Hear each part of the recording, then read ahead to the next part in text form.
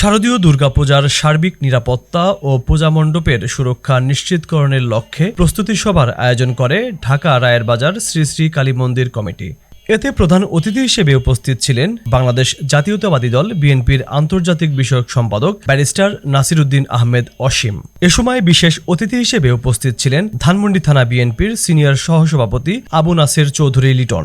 জুলাই আগস্টের উত্তাল দিনগুলোতে রংপুরের আবু সাইদ মুগ্ধ তাদের কথা স্মরণ করি, আমি স্মরণ করি অনেক সহযোদ্ধা মাঝে রাজনীতি ঢুকে আছে।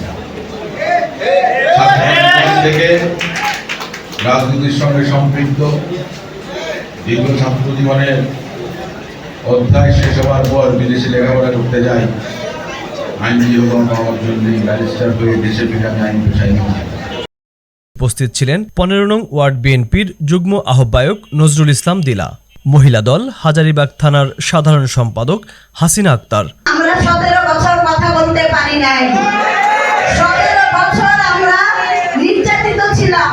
সুভাষদা আছেন বসা, তো সুভাষদাদের আজকে যেটা হচ্ছে শারদীয় দুর্গাপূজার প্রস্তুতি সভা, এখানে আমি বলতে চাই আমি কিন্তু আপনার অপোজিটে কান্দারি বসে আছি।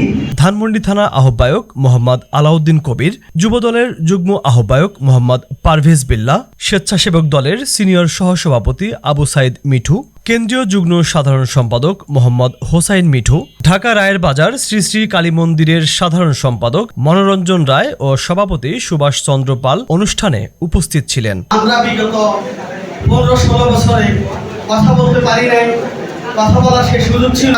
আমাদের আইডল হিসেবে মনে করি সেই ব্যারিস্টার নাসিরউদ্দিন অসীম এখানে উপস্থিত।